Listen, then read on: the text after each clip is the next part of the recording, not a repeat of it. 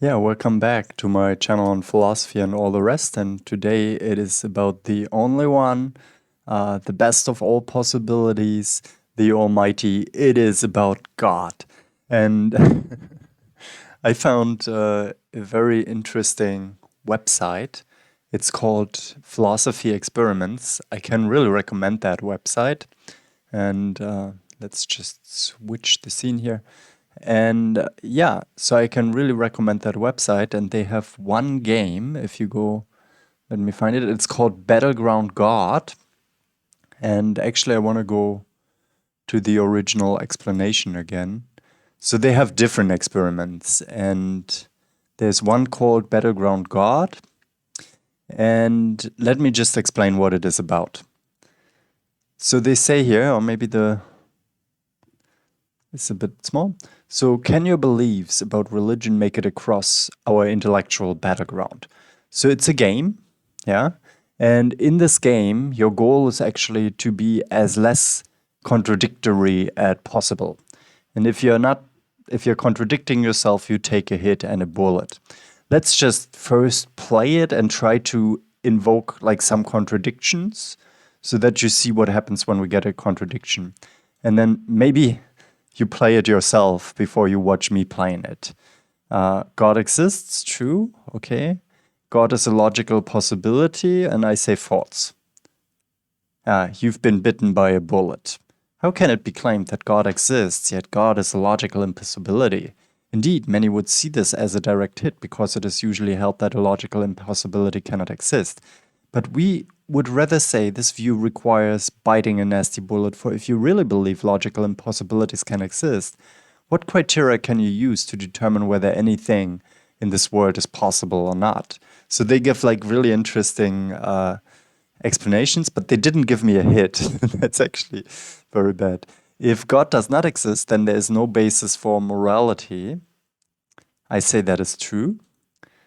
Any entity that is right to call God must be free to do anything. Okay, let's say that is true. Any entity that is right to call God must want there to be as little suffering as possible. Let's say that is true too. Any entity that it is right to call God must have the power to do anything. We also say that is true. While there might be arguments over the details of evolution, we say that's false. So, danger. Okay, now we start.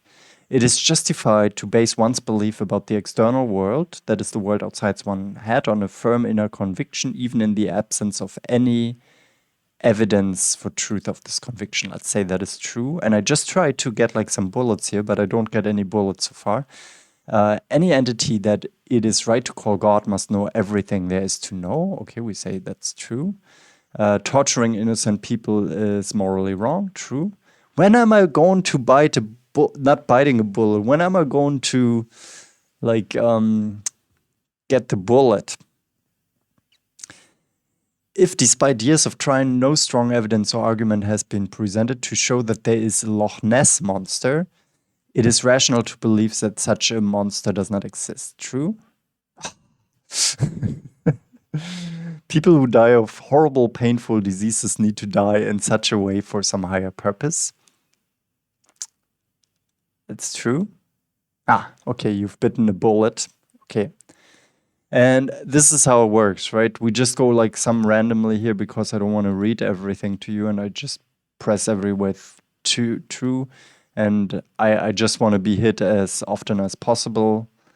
You're really not looking well, okay. And let's go true here too. Okay, another bullet. True. Okay, we already have a grave. What kind of god is this? Dear God, what is this? Okay, you've been hit. Okay, now we really okay. Now, okay, let's not screw their statistics. Let's say I'm Christian.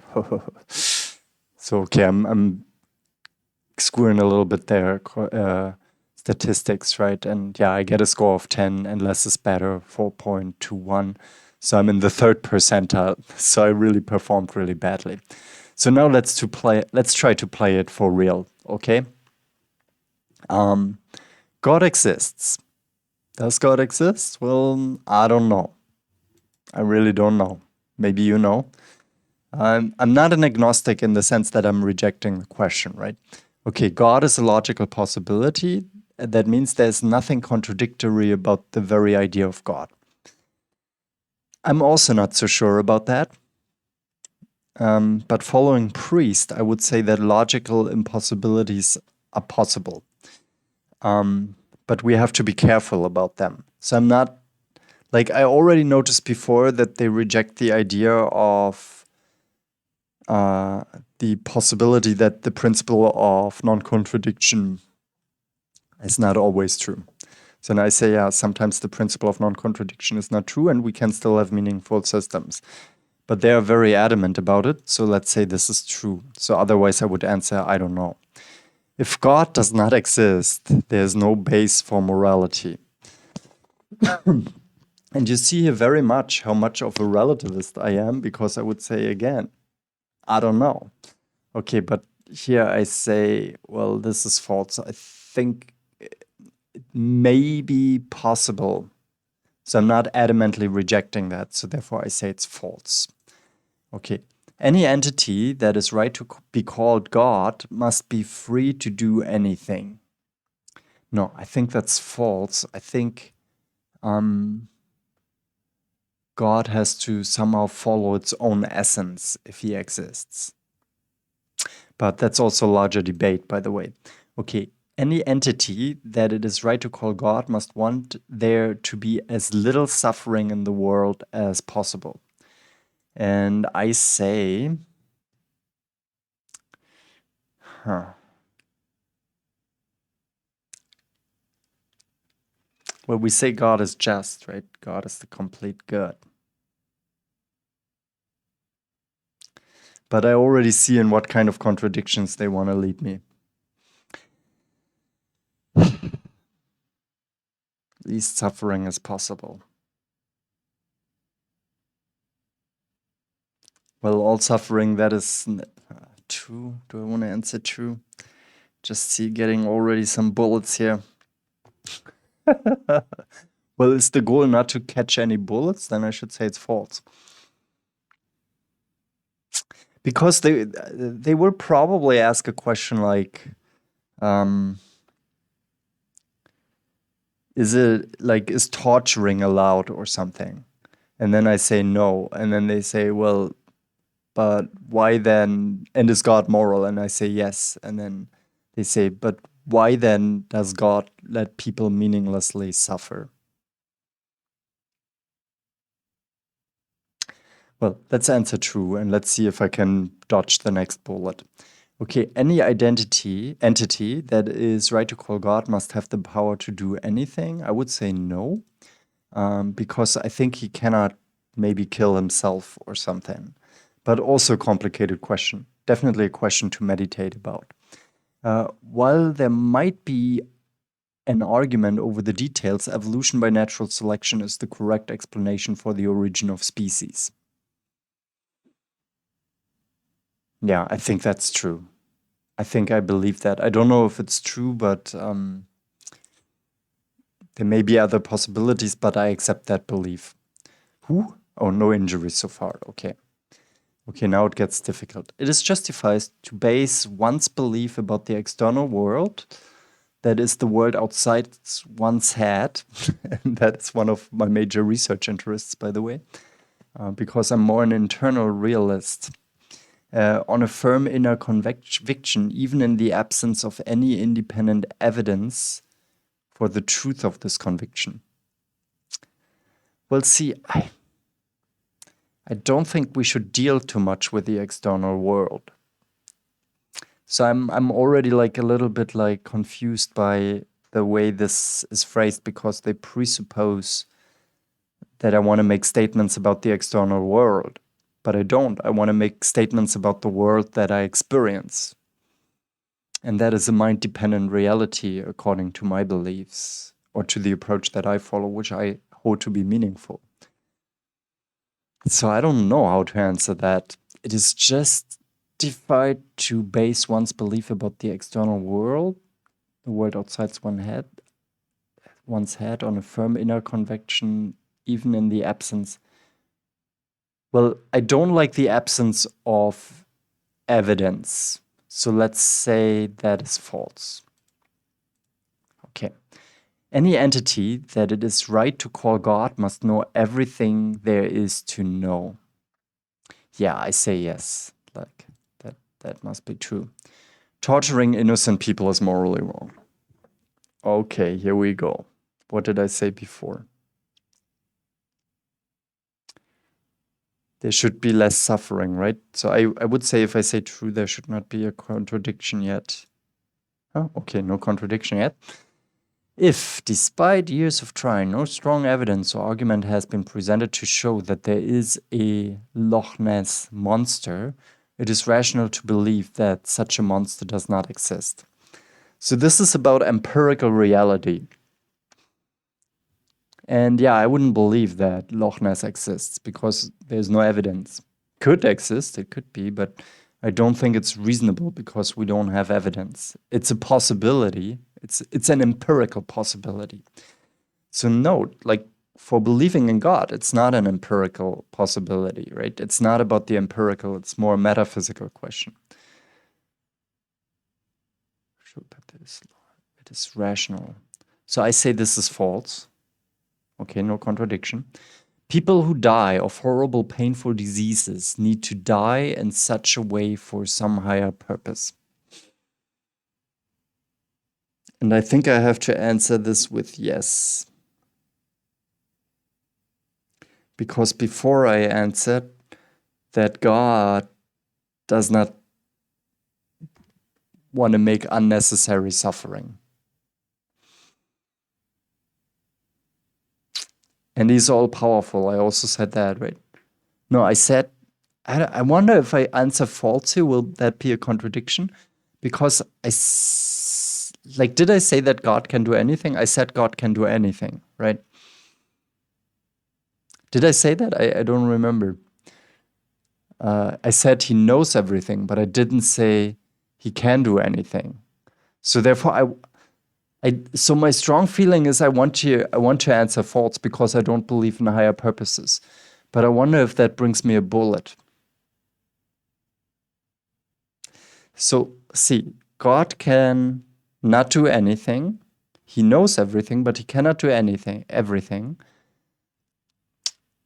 And then he also wants to have as least suffering as possible. But he cannot. So I think if I do false here, that should not be a contradiction. Let's see what they say. Oh, okay, no contradiction. Okay, so if God exists, she can make it so that everything now considered sinful becomes morally acceptable and everything that is now considered morally good becomes sinful. No, I think she cannot do something like that. I think God as a logical thought possibility still follows logical laws. That means its own essence. So I say this is false. Danger, okay. No bullet yet. It is foolish to believe in God without certain irrevocable proof that God exists. Okay, so you see what they play here, right?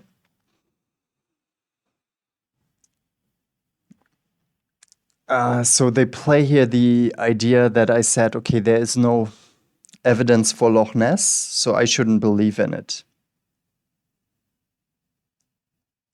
And there's no evidence for God, so I shouldn't believe in it. So I think I have to answer here it's false. But I wonder if when I say it's false, they say, but you say the possibility of God is possible. So I wonder if when I answer false, if I answer yes, true, then I get a logical contradiction. If I answer false, I think I shouldn't get a logical contradiction. Okay, I didn't get one. Very good.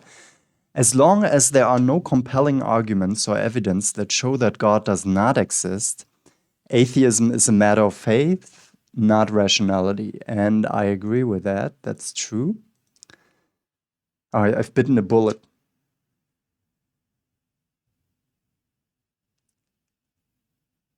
Wait, maybe I didn't understand the question. I think you shouldn't believe in God. So let's say what they see. Maybe I misunderstood the question.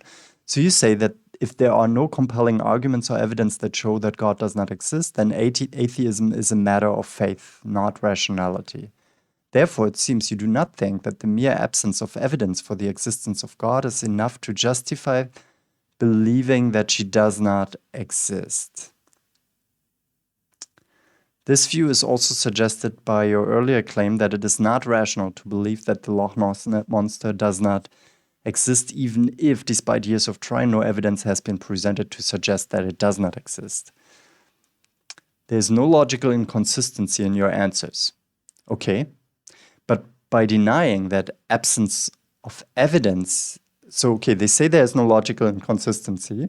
That's good. What does actually mean that I've bitten a bullet? What does that mean? Let me look that up. What does that mean? I guess I got close to running into a contradiction. So yeah, unfortunately, I don't understand the idiom completely. To bite a bullet is to accept the inevitable impending hardship and endure the result pain with fortitude. The phrase first was recorded by Rudyard Kipling in his novel The Light That Failed. It has been suggested that it is derived historically from the practice of having a patient clench a bullet in their teeth as a way to cope with the pain of a surgical procedure without anesthetic, though evidence for biting a bullet rather than a leather strap during surgery is sparse. Okay, so like it means I'm somehow here painful. I bite a bullet, like, there's something that does not work. But by denying that absence of evidence, even where it has been sought, is enough to justify belief in the non-existence of things, you are required to countenance possibilities that most people would find bizarre. For example, do you really want to claim that it is not rationally justified to believe that intelligent aliens do not live on Mars? Okay, so they ask me a question here.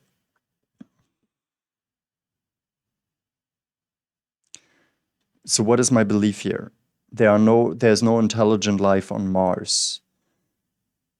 And I say that is not rationally justified. Well, it's not rationally justified, it's rationally justified, right? Because we don't really have evidence, and I think we shouldn't believe in that there are beings on Mars. So, and what am I saying here? So, what is my mistake? I don't get it like entirely. So, you say that if there are no compelling arguments or evidence that show that God does not exist,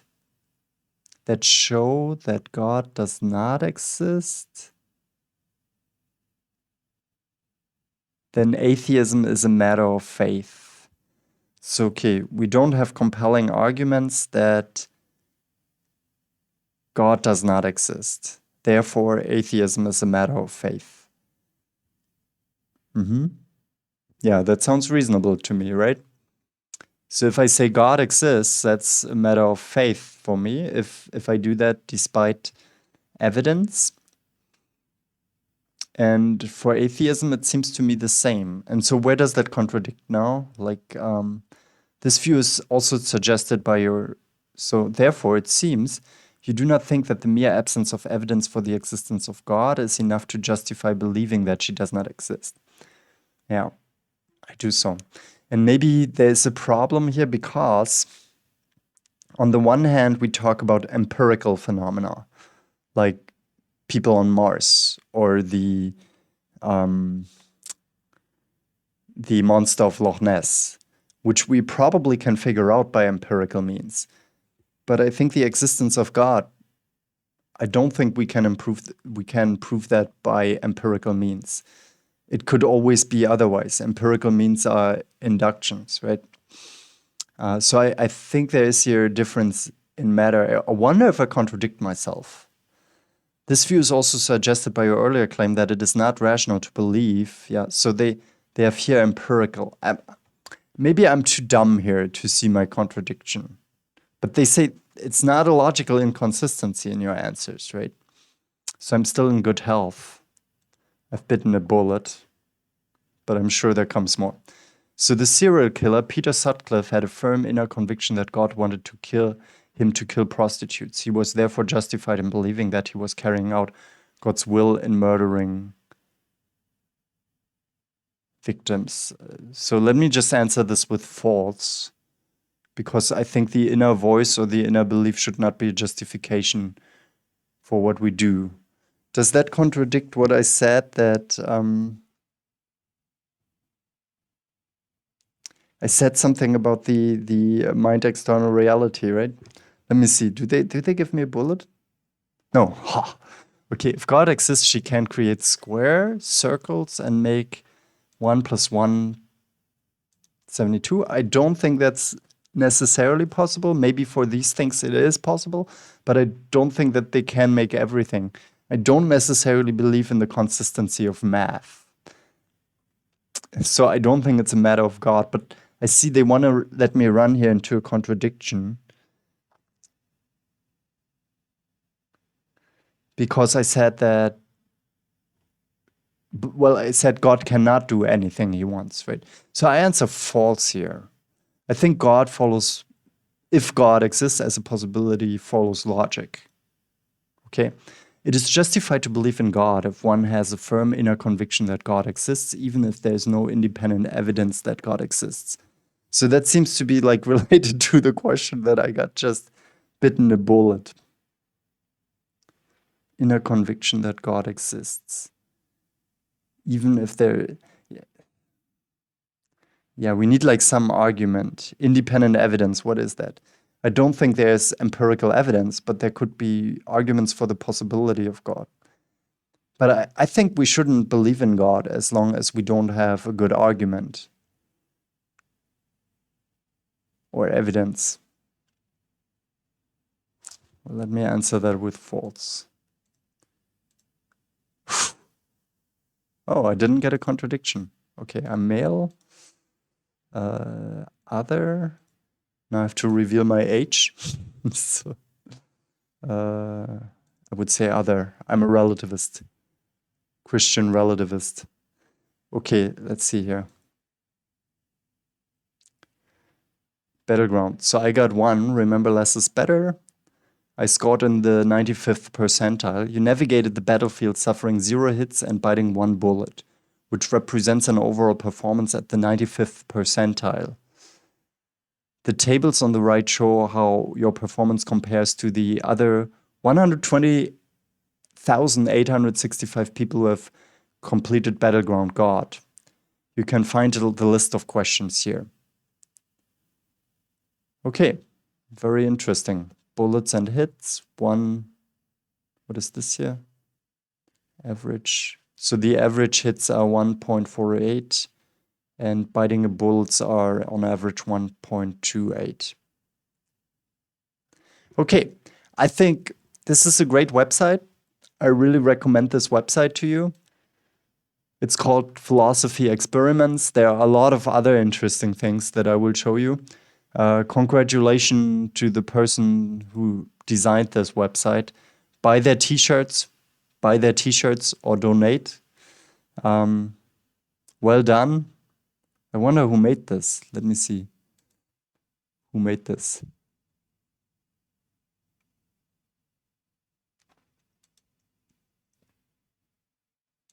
No, that does not work. Baking calculator. What? Baking calculator? That must be funny. Oh, okay. Yeah, thank you. They also have a baking calculator.